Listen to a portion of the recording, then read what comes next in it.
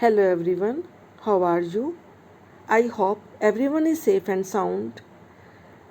We will continue our chapter Retirement or Death of a Partner. Now we are going to start our practical 32nd A.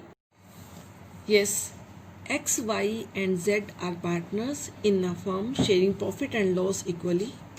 The balance sheet of the firm as at 31st March 2020 stood as follows. Balance sheet Z retires, Z की retirement है।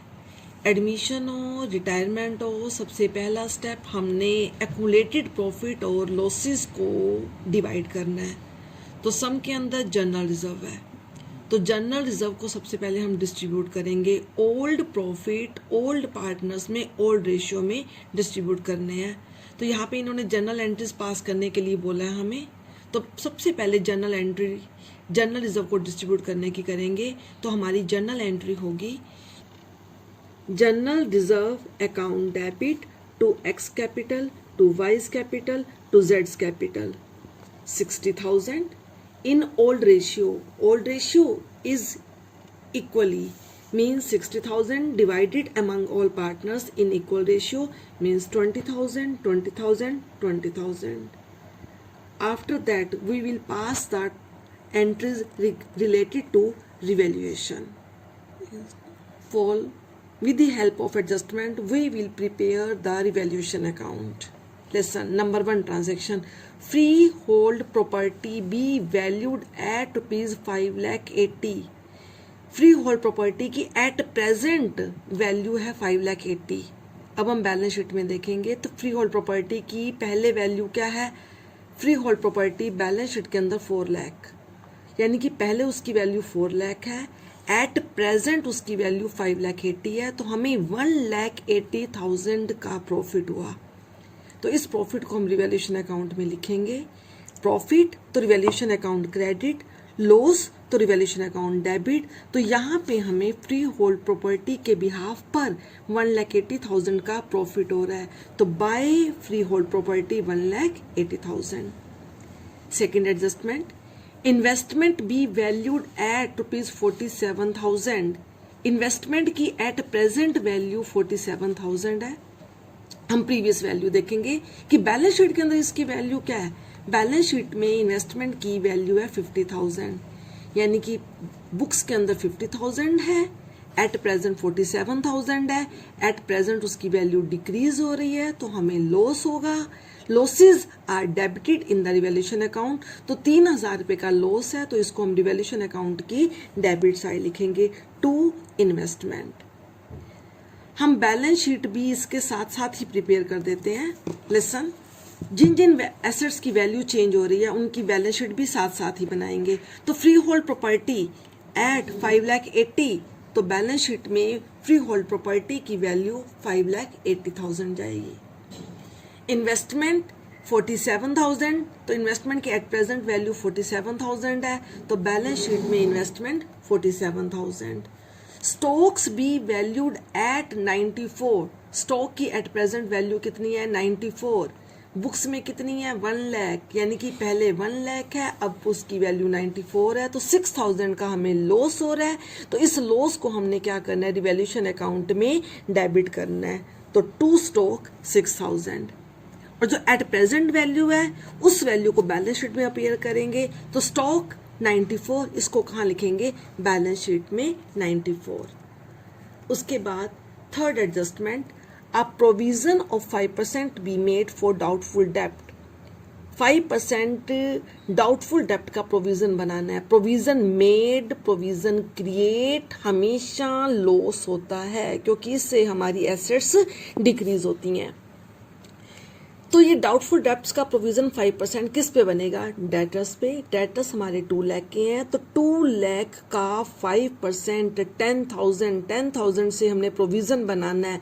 Provision create करेंगे तो loss होगा। Losses को कहाँ लिखना है, revaluation account debit side to provision for doubtful डेप्ट 10,000। बैलेंस शीट में भी हम साथ के साथ ही लिख देंगे। तो डेटर्स हमारे 2 lakh less provision for doubtful डेप्ट 10,000। तो इस प्रकार हमारे डेटर्स अब कितने आएंगे 1,90,000। Next adjustment, trade marks are valueless, कहता है ट्रेड मार्क की कोई वैल्यू नहीं है, वैल्यूलेस है, खत्म है उनकी वैल्यू। तो बैलेंस शीट के अंदर हमारे ट्रेड मार्क्स कितने के हैं, 20,000 के। अब इनकी वैल्यू 0 है, मीन्स सारा लॉस हो गया। तो इस लॉस को हम कहाँ लिखेंगे, revaluation account debit side, to trade marks 20,000। Balance sheet के अंदर इसके बिहाफ पे कुछ भी नहीं जाएगा क्योंकि उनकी कोई वैल्यू नहीं है। Fifth adjustment, an item of ₹12,000 included in creditor is not likely to be claimed, कहते हैं क्रेडिटर्स के 12,000 जो क्रेडिटर्स में इंक्लूडेड हैं, अब उन्होंने कोई क्लेम नहीं करना, यानी कि हमने उनको कोई पेमेंट नहीं करनी। इसका कंक्लूजन क्या है कि हमारे क्रेडिटर्स डिक्रीज हुए हैं। अगर हमारी लाइबिलिटीज डिक्रीज होंगी तो हमारा प्रॉफिट होगा। प्रॉफिट्स को कहाँ लिखते हैं, रिवैल्यूएशन अकाउंट क्रेडिट साइड, तो बाय क्रेडिटर्स 12,000। अब बैलेंस शीट में भी साथ के साथ लिख देंगे हमारे क्रेडिटर्स पहले कितने हैं, 1,09,000, 12,000 से हमारे क्रेडिटर्स डिक्रीज हो गए हैं, तो बैलेंस शीट में 1,09,000 माइनस 12, 97,000। इसके बाद हमारी गुडविल की एंट्री है। गुडविल की एंट्रीज को कभी भी रिवैल्यूएशन अकाउंट में नहीं लिखा जाता। इसके बाद और कोई भी रिवैल्यूएशन की एंट्री नहीं है। हम अपने रिवैल्यूएशन अकाउंट को क्लोज करके इसका प्रॉफिट और लॉस निकालेंगे। अगर क्रेडिट ज़्यादा है, डेबिट कम है, तो रिमेनिंग अमाउंट प्रॉफिट आएगा। अगर रिवर्स है तो लॉस होगा। तो यहाँ पे हमारा क्रेडिट साइड का टोटल है 1,92,000, लेकिन डेबिट साइड का हमारा कम है, तो डिफरेंस अमाउंट हमारा 1,53,000 का प्रॉफिट आएगा। और ये प्रॉफिट ओल्ड पार्टनर्स में ओल्ड रेशियो में डिस्ट्रीब्यूट होगा। Old partners means before retirement, तो हमारे पार्टनर्स कौन है, XYZ, और उनकी रेशियो क्या है, इक्वली। तो इसको हम इक्वली सभी पार्टनर्स में ट्रांसफर कर देंगे। Now we pass journal entries on the behalf of revaluation account. तो रिवैल्यूएशन अकाउंट को देख के ही हम इसकी जर्नल एंट्री पास कर लेते हैं। लिसन, टर्न करना। रिवैल्यूएशन अकाउंट, अगर रिवैल्यूएशन अकाउंट की डेबिट साइड है तो रिवैल्यूएशन अकाउंट डेबिट, अगर रिवैल्यूएशन अकाउंट की क्रेडिट साइड है तो रिवैल्यूएशन अकाउंट क्रेडिट। तो इन ट्रांजैक्शन के लिए हमारी जर्नल एंट्रीज क्या बनेगी, revaluation account debit to investment, to stock, to provision for doubtful डेब्ट, to trade marks. Revaluation account debit to investment 3,000, to stock 6,000, to provision for doubtful डेब्ट 10,000, to trade marks 20,000, तो इस प्रकार 39,000, यानी कि यहाँ पे हमारी एसेट्स की वैल्यू डिक्रीज हो रही है। अब रिवैल्यूएशन अकाउंट की क्रेडिट साइड के लिए freehold property account debit, creditors debit to revaluation 1,80,000, 12,000 and 1,92,000। तो इसमें क्या है, फ्री होल्ड प्रॉपर्टी की वैल्यू तो इंक्रीज हुई है लेकिन क्रेडिटर्स हमारे डिक्रीज हुए हैं, और यहाँ पे हमें प्रॉफिट हो रहा है, तो रिवैल्यूएशन अकाउंट को हमने क्या किया है, क्रेडिट। थर्ड एंट्री हम पास करेंगे रिवैल्यूएशन अकाउंट के प्रॉफिट और लॉस की। तो हमने सम के अंदर देखा है कि हमें रिवैल्यूएशन अकाउंट का प्रॉफिट हुआ था 1,53,000 का, तो ये हम पार्टनर्स में डिस्ट्रीब्यूट करेंगे। तो हमारी एंट्री क्या होगी, revaluation account debit to X capital, to Y's capital, to जेड्स capital, 1,53,000 in equal ratio 51,000, 51,000 and 51,000।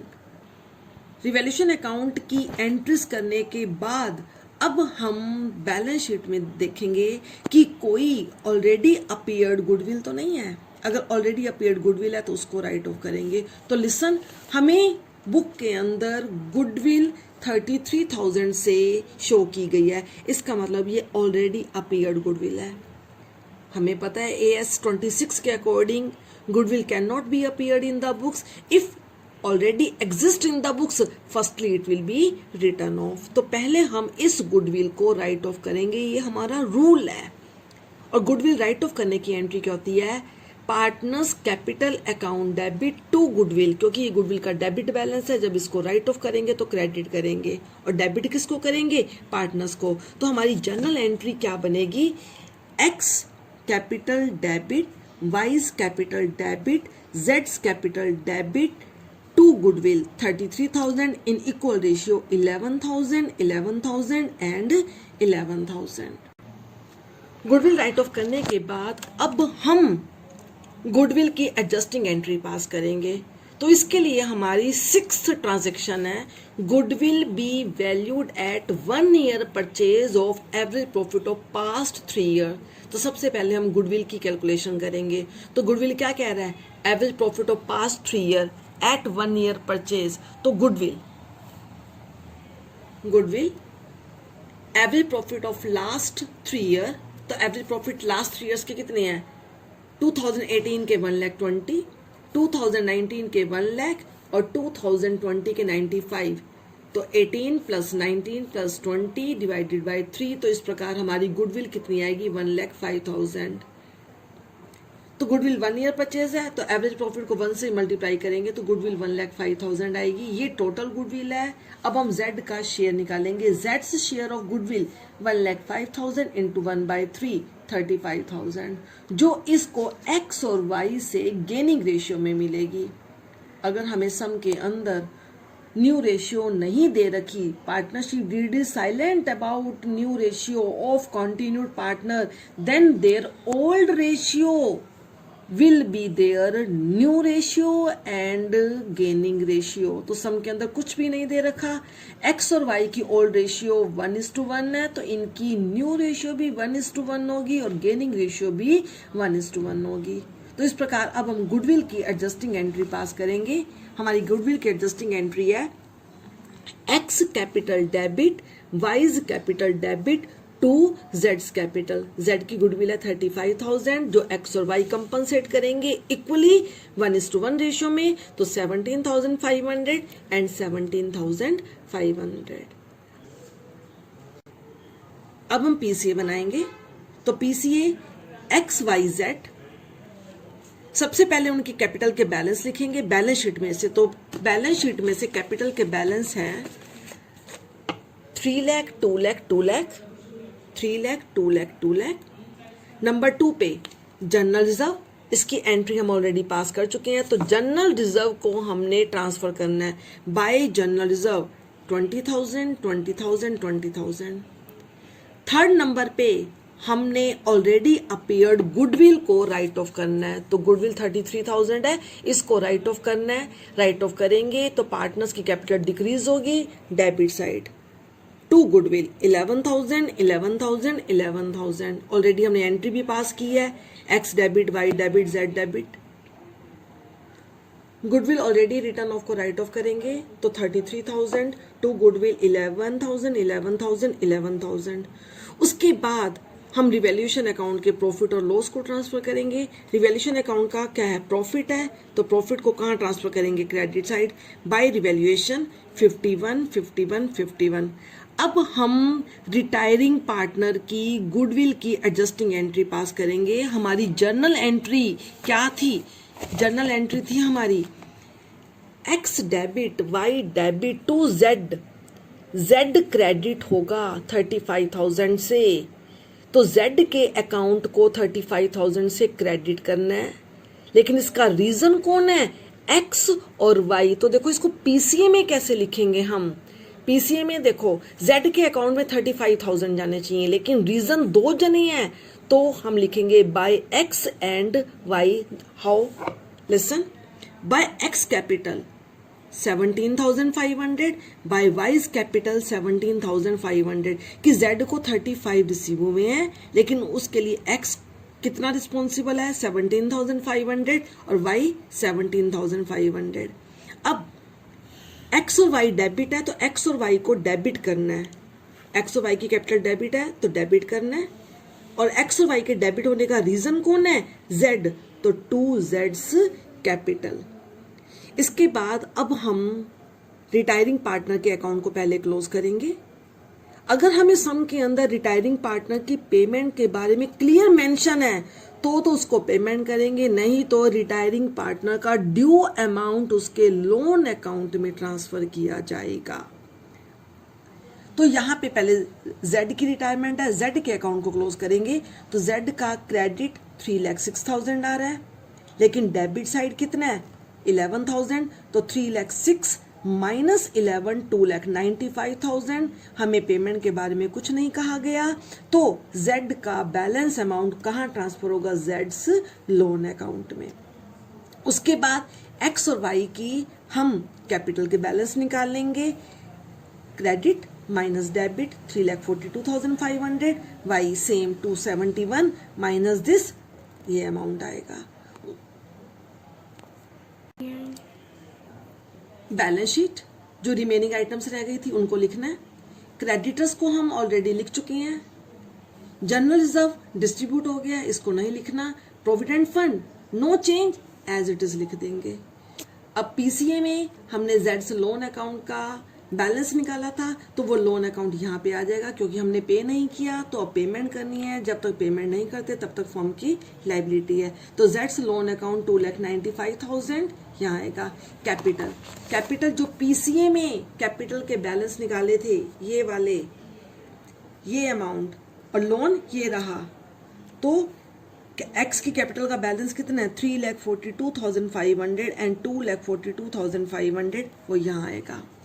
उसके बाद cash in hand and bank no change, कोई पेमेंट नहीं है, कोई कैश ना आया है ना गया है, तो एज इट इज 86। डेटर्स को हम ऑलरेडी लिख चुके हैं, स्टॉक को हम लिख चुके हैं, इन्वेस्टमेंट का लिख चुके हैं, फ्री होल्ड प्रॉपर्टी लिख चुके हैं। ट्रेडमार्क की वैल्यू 0 थी, हमने नहीं लिखना। गुडविल ऑलरेडी अपीयर्ड है, इसको राइट ऑफ करते हैं, तो अब ये राइट ऑफ हो चुकी है, अब कुछ भी नहीं है, तो इसको हमने कुछ भी नहीं लिखना। तो इस प्रकार हमारा टोटल ये आएगा।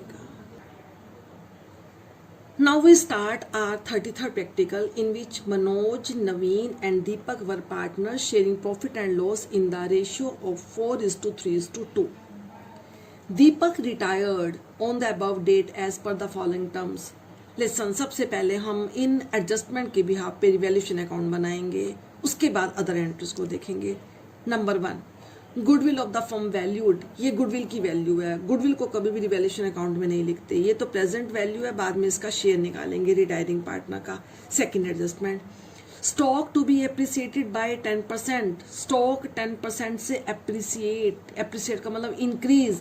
हमारा स्टॉक 13,500 का है, इसको 10% से एप्रिसिएट करना है, बाय 10% से इसको इंक्रीज करना है, तो 13,500 का 10% 1350, स्टॉक इंक्रीज हो रहा है, by stock 1350। Second adjustment, provision for doubtful डेब्ट शुड बी 5% ऑन डेटर्स। तो डेटर्स हम हमेशा ग्रोस पे निकालते हैं, तो हमारे डेटर्स 19,000 है, 19,000 का 5% हमारा अमाउंट बनेगा 950, लेकिन हमारे पास प्रोविजन ऑलरेडी 1400 का बना हुआ है। अगर प्रोविजन क्रिएट करना है तो लॉस होगा, लॉस है तो डेबिट साइड। अगर प्रोविजन पहले ज़्यादा बना हुआ है और उसको अब कम करना है तो हमें प्रॉफिट होगा। तो जितने का प्रॉफिट हो रहा है वो हम कहाँ लिखेंगे? Credit side. तो बाय प्रोविजन फॉर डाउटफुल डेब्ट 450, क्यों? क्योंकि 1400 माइनस 950, हमारा प्रोविजन अब 950 का होना चाहिए, लेकिन प्रोविजन बना कितना हुआ है? 1400 का। हमने इस प्रोविजन को डिक्रीज करना है तो हमें प्रॉफिट होगा क्रेडिट साइड।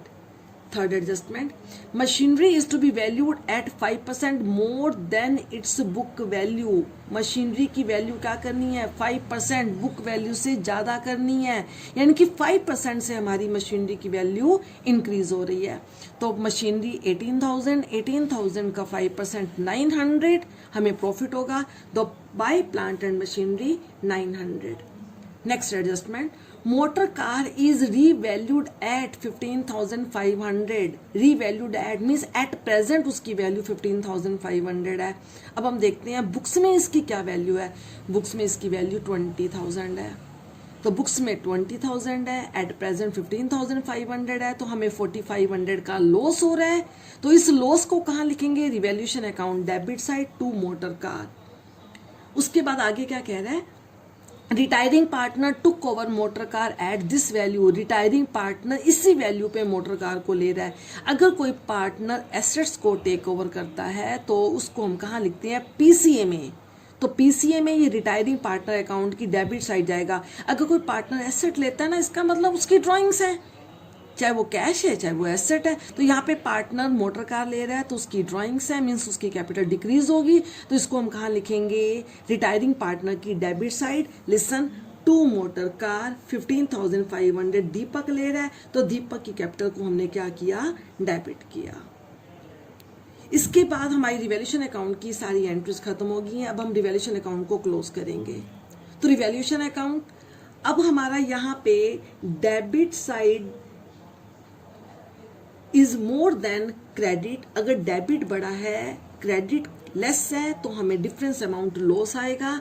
तो इस प्रकार हमारा लॉस 1800 आ रहा है और ये हमने पार्टनर्स में उनकी ओल्ड रेशियो में डिस्ट्रीब्यूट करना है और वो रेशियो क्या है, 4:3:2। तो इस प्रकार हमारा आएगा 800, 600 एंड 400। उसके बाद अब हम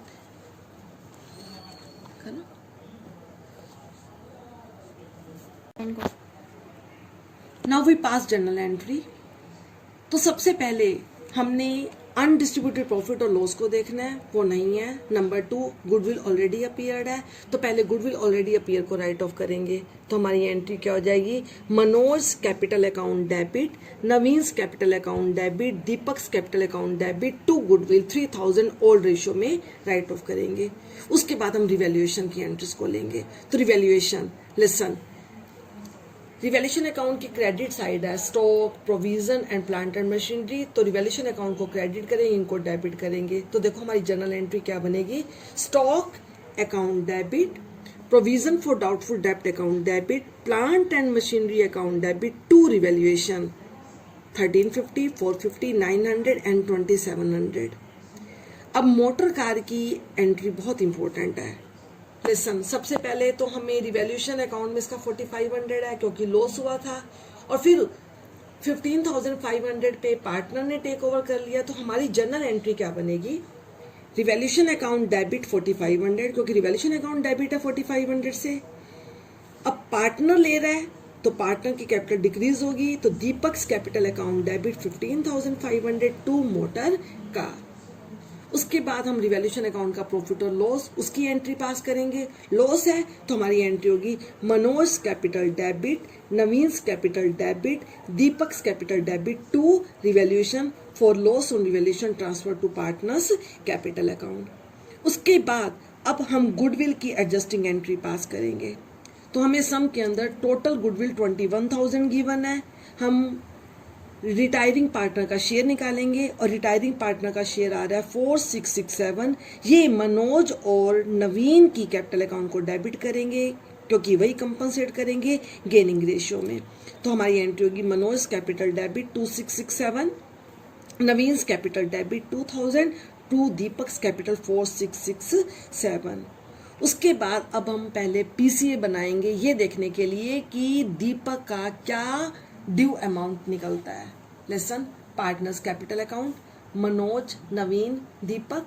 सबसे पहले हम बैलेंस लिखेंगे, बैलेंस शीट में से। तो बैलेंस शीट में 50,000, 39,000 एंड 30,000 ये उनके कैपिटल के बैलेंस हैं। तो इसको हम ट्रांसफर करेंगे बाय बैलेंस बीडी 50,000, 39,000, 30,000। उसके बाद गुडविल को राइट ऑफ करना है, डेबिट साइड गुडविल 13333, 1,667। उसके बाद रिवैल्यूएशन टू रिवैल्यूएशन 800, 600 एंड 400। अब हम गुडविल की एडजस्टिंग एंट्री पास करेंगे। तो हमारी एंट्री क्या थी, Manoj debit, Naveen debit to Deepak, Deepak credit था तो दीपक को क्रेडिट करेंगे। दीपक मनोज के कारण कितना क्रेडिट हुआ है 2667 और नवीन के कारण 2000 एंट्री में हमने किया भी है, तो ये क्रेडिट।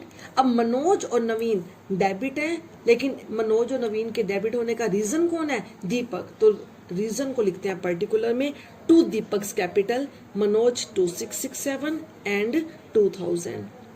उसके बाद हम ऑलरेडी कर चुके हैं कि दीपक ने मोटर कार टेक ओवर की थी, तो वो मोटर कार 15,500।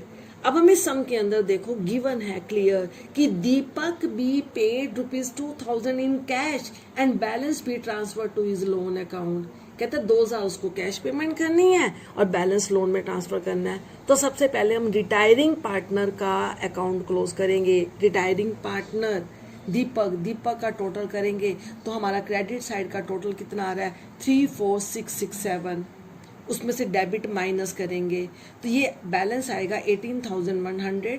अब 2,000 उसको कैश पेमेंट करनी है तो 2 कैश 2,000 और रिमेनिंग अमाउंट हम दीपक के लोन अकाउंट में ट्रांसफर करेंगे तो 2 दीपक्स लोन अकाउंट 16,100। उसके बाद कॉन्टिन्यूड पार्टनर का बैलेंस निकाल लेंगे तो वो बैलेंस आएगा, balance CD Manoj 45,200 and Naveen 35,400। अब हम बैलेंस शीट बनाएंगे।